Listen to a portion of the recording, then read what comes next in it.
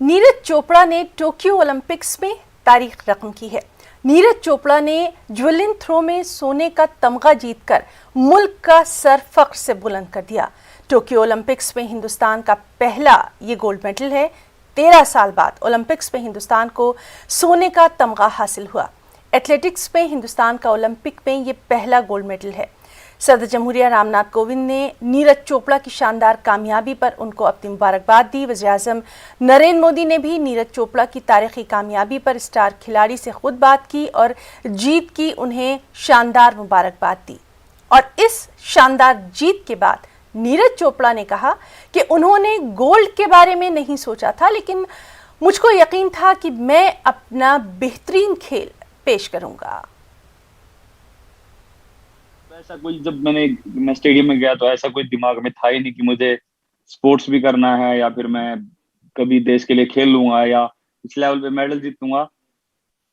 बस ये मैं मानता हूँ कि बस भगवान का शुक्रिया है और भगवान का ऐसा लगता है कि पहले से प्लानिंग थी कि क्योंकि ये बिल्कुल प्लान नहीं था कि मुझे स्पोर्ट्स करना है, क्योंकि मेरे पूरे परिवार में किसी ने स्पोर्ट्स नहीं किया, गांव में भी कोई माहौल नहीं था स्पोर्ट्स का। तो ये बस इत्तेफाक था कि मैंने ऐसे स्टेडियम में गया मैं और मैंने जेवलिन थ्रो करना शुरू किया। तो ये सब भी बस होना ही था और बस मैंने अपना दिल से मेहनत की और जो मेरे सीनियर्स थे और जो भी सपोर्ट रही है सभी की, तो वो काफी अच्छी रही है। तो मुझे लगता है उसके कारण ही आज यहाँ पे पहुंचा। जब मैंने पहले दिन ही जेवलिन शुरू किया और मुझे नहीं पता था कि मैं किस लेवल तक ये खेलूंगा या फिर मैं किस लेवल तक पहुंचूंगा। बस पता नहीं क्यों मुझे एक जेवलिन से अजीब सा लगाव हो गया था। तो मैंने उसी दिन से ही अपना प्रोफेशनल जेवलिन को मतलब ऐसे चुन लिया था, चाहे मैं मेरा रिजल्ट कुछ नहीं था या किसी भी लेवल पे खेला नहीं था और बिल्कुल जीरो रिजल्ट था उस टाइम पे। और बस फिर भी कहीं ना कहीं मन में ये था कि हाँ बस ये स्पोर्ट्स करना है और इसके लिए हार्ड वर्क करना है। तो काफी टाइम लगा रिजल्ट आने में, लेकिन हाँ वो अच्छा रिजल्ट आया। देखो लॉकडाउन था तो उस टाइम मैं मानता हूँ कि सबसे बड़ा जो एक हमारे हमारे लिए ठीक रहा है वो जो हमारा कैंप चल रहा था। भाई मैं थैंक यू करता हूँ एथलेटिक्स फेडरेशन ऑफ इंडिया की, उन्होंने कैंप कंटिन्यू रखा। वो हमारे लिए काफी हेल्पफुल था, क्योंकि अगर हम घर पे चले जाते तो हमारी ट्रेनिंग बिल्कुल बंद हो जाती थी गांव में, और घर पे ऐसा ट्रेनिंग का माहौल नहीं था। हाँ थोड़ा सा बीच में जब फुल लॉकडाउन हुआ था तब थोड़ी प्रॉब्लम हुई थी, लेकिन अ, हमारी ट्रेनिंग स्टार्ट हो गई थी थोड़े दिन कुछ दिन बाद और हमारी ट्रेनिंग कंटिन्यू चलती रही।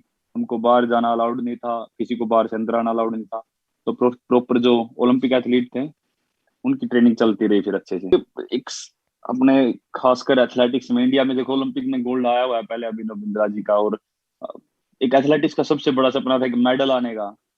कितने साल से मेडल नहीं है एथलेटिक्स का, इंडिया का एथलेटिक्स में। तो और मुझे लगता है कि ये गोल्ड के साथ आया है, तो एक बहुत ही एक चेंज है, बहुत बड़ा चेंज है ये। एक मेरे लिए तो है ही है, पर शायद इंडियन स्पोर्ट्स इंडियन एथलेटिक्स के लिए और खासकर जेवलिन के लिए बहुत बड़ा चेंज है। तो मेरे हिसाब से काफी और बच्चे जो करना चाहते हैं उनको काफी इस चीज से हेल्प मिलेगी इस